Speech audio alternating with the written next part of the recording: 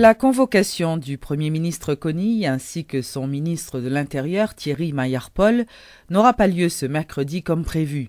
C'est ce qu'a annoncé le président du Grand Corps, Rodolphe Joisil. Le sénateur Joisil estime que la procédure prévue par les règlements internes du Sénat n'a pas été respectée dans le cadre de cette convocation.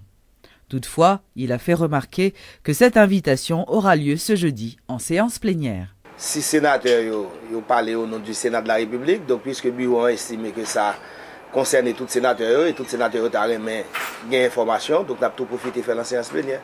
Donc, toute démarche faite là pour le Premier ministre avec le ministre de Pas de démarche, vous faites son lettre pour nous voir le Premier ministre. Nous signons une lettre là déjà, nous avons une lettre là et puis la venue jeudi. Le sénateur dit que il a besoin des informations d'abord sur façon l'armée a fait, et des rumeurs qui ont couru autour de la formation et de l'armée de composition liée, etc.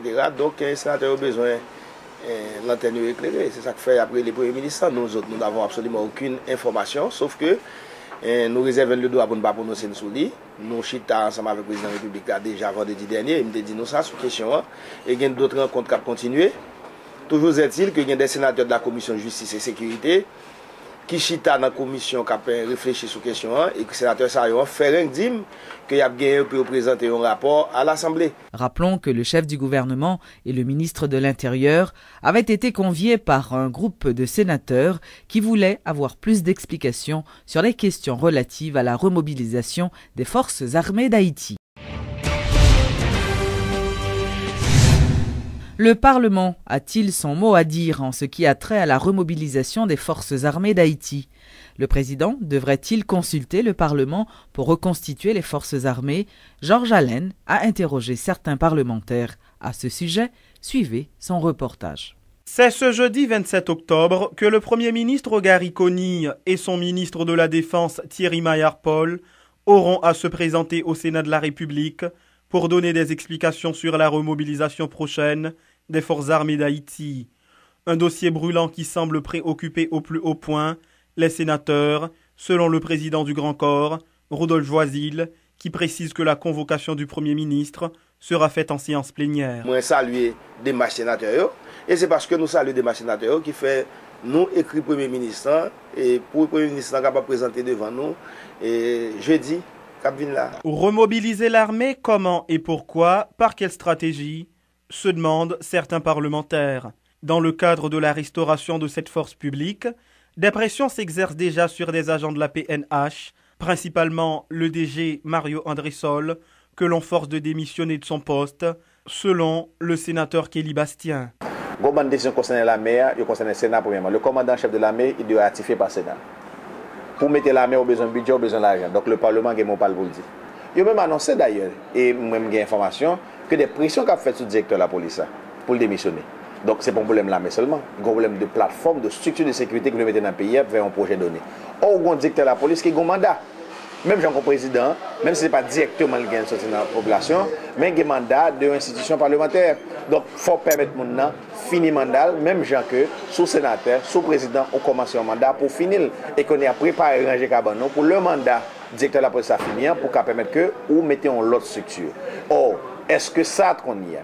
Si résistance vient poser, que le directeur de la police a refusé, est-ce qu'il va mettre en situation de sécurité dans le pays pour qu'il puisse accuser le directeur de la police et puis pour des responsabilités pour créer des troubles qu'on y a pour des problèmes? Favorable à une présence militaire sur le territoire haïtien, le sénateur Andris Richet croit nécessaire que le Parlement et d'autres secteurs vitaux du pays se prononcent sur cette question. Je crois comprendre que l'armée a été démantelée dans de très mauvaises conditions.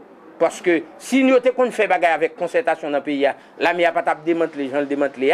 Mais cependant, une fois qu'elle a été démantelée, on ne saurait revenir avec l'armée sans qu'il y ait une concertation nationale. Selon des parlementaires, le retour des forces armées d'Haïti dépend autant de l'exécutif que du législatif. Et pour que cette force soit acceptée par l'ensemble de la population, les autorités concernées se doivent d'ouvrir les débats.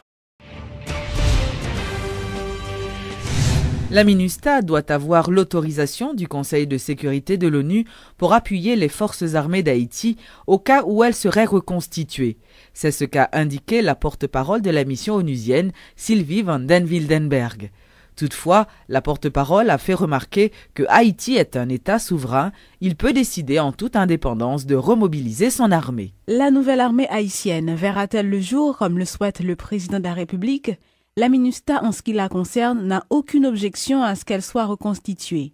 D'ailleurs, Haïti est un pays souverain, a fait remarquer la porte-parole de la mission onusienne, Sylvie van den Wildenberg. Haïti est un État souverain, a absolument pleinement le droit de restaurer une force de sécurité qui est... c'est une décision de l'État haïtien. Par contre, il va falloir que les Nations Unies revoient le mandat de la MINUSTAH, poursuit Mme Wildenberg.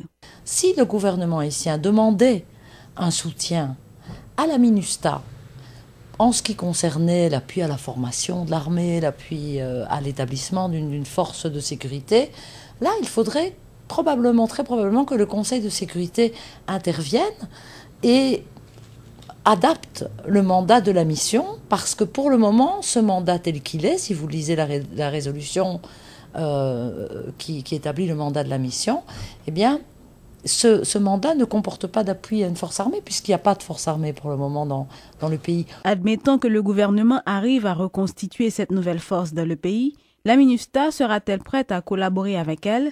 La réponse de la porte-parole de la mission onusienne. La question ne se pose pas pour le moment parce que cette armée, cette force de sécurité n'existe pas encore. Le gouvernement haïtien n'a pas formellement fait de requête à l'ONU dans ce sens. Donc, comme le dit le représentant spécial, ne soyons pas hypothétiques, la question sera examinée lorsque la demande sera faite officiellement par les autorités haïtiennes à l'ONU. Pour le moment, on est au niveau de réflexion, de discussions qui se font tout d'abord au niveau interne. Et pour le moment, nous n'avons absolument pas à nous prononcer sur cette question qui est une question souveraine. La porte-parole de la MINUSTAH, Sylvie van den Wildenberg, rappelle que la mission onusienne devra plier bagage un jour ou l'autre, mais elle précise que cela se fera dans de bonnes conditions. Le nom du député Arnel Bélizaire figure sur la liste d'évadés recherchés par la police. C'est ce qu'a annoncé le commissaire du gouvernement de Port-au-Prince, Félix Léger. Maître Léger a indiqué que cette liste a été transmise à la direction centrale de la police judiciaire pour les suites nécessaires. Le commissaire du gouvernement AI, Félix Léger, qui n'a pas voulu faire de déclaration à la presse, affirme que le député a été condamné à 18 mois de prison. Il s'en était évadé. Par conséquent, il est considéré comme hors-la-loi, a martelé le chef du parquet de Port-au-Prince.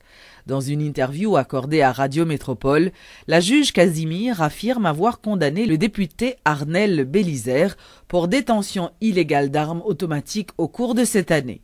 Notons que la doyenne du tribunal de première instance de Port-au-Prince, Marie-Jocelyne Casimir, confirme qu'elle avait été saisie du dossier d'Arnel Bélizaire en 2006. Le président du CEP a effectivement bénéficié d'une signification d'ordonnance. C'est ce qu'a révélé l'un de ses avocats, Maître Reynold Georges. Maître Georges a fait remarquer que le président du CEP devrait être libre de ses mouvements puisqu'il a en sa possession un document émanant de la justice haïtienne. Décision signifiée à Pakéa et nous avons envie de réception.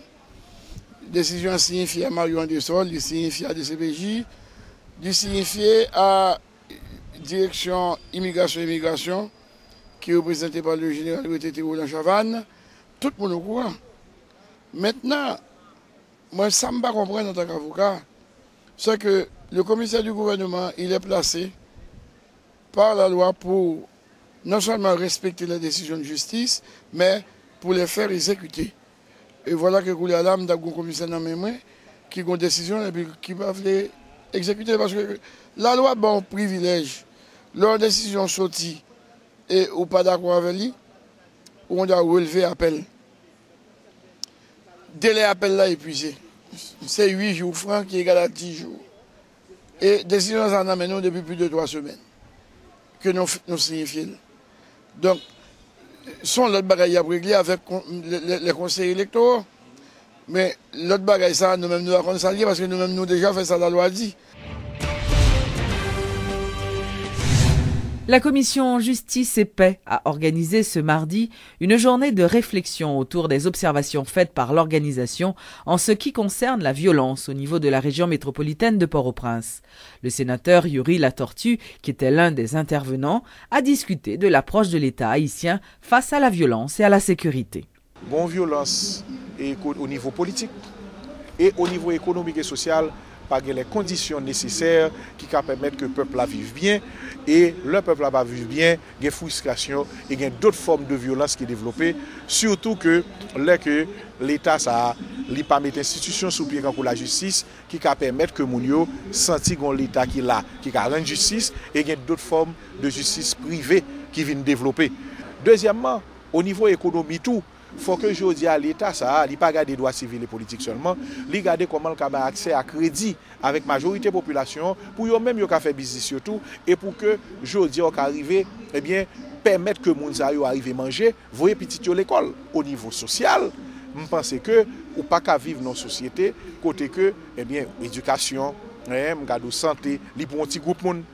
Il faut que je dis à l'État mette les conditions pour tout le monde ait accès à eux. Ça peut permettre que les citoyens aient une mobilité sociale, qu'ils connaissent l'État qui a pensé avec elle, et la justice apprend eh bien, en toute normalité, les citoyens retrouvent à l'intérieur du système, côté l'État a pensé avec elle. Qu'on y a, s'il y a d'autres formes de violence qui ont développé, l'État gagne les moyens répressifs, à savoir de la police, l'armée qui permet que les combler. Mais la situation que nous avons là aujourd'hui, où senti que l'État est très faible et il y a toute forme de violence qui est développée, non seulement l'État n'a pas arrêté, mais l'État le fait que le papa ait service, il crée les conditions. Le rectorat de l'Université d'État d'Haïti s'apprête à organiser les 27, 28 et 29 octobre prochains un colloque dans le but de mettre en place une académie de langue créole. Plusieurs experts prendront part à cette activité. Suivez ce reportage de Jacques Bourdeau. L'Université d'État d'Haïti et des personnalités du monde intellectuel haïtien veulent définitivement prendre en main le créole pour le standardiser. Pour ce faire, elles organisent les 27, 28 et 29 octobre au Caribé Convention Center un grand débat sur la mise en place d'une académie pouvant régulariser cette langue utilisée par plus de 8 millions d'Haïtiens. Une académie du créole haïtien qui révèle une nécessité, vu l'ampleur que prend le créole dans le pays, a affirmé le vice-recteur à la recherche de l'Université d'État d'Haïti, Fritz Deshommes. Il n'est pas normal, par exemple, que les gens ne comprennent rien et puis ils ont jugé l'article de loi sous lui en français, ils ne comprennent rien. En tout cas, dans pile l'autre domaine de la société, nous apprenons compte que si créole là est utilisé, si on a créole là chance joindre côté pour l'Haïti école, la société est plus bien. La mise en place d'une institution académique et scientifique du créole haïtien est conforme à l'article 213 de la Constitution du pays, selon les organisateurs de ce colloque. L'une des grandes ambitions des initiateurs de cette activité serait que le créole soit l'une des langues utilisées dans les grands débats à la CARICOM dont Haïti est membre. Soulignons que c'est le ministre de l'Éducation nationale, Joseph C. Bernard, qui pour la première fois avait intégré le créole dans l'enseignement en Haïti en 1979.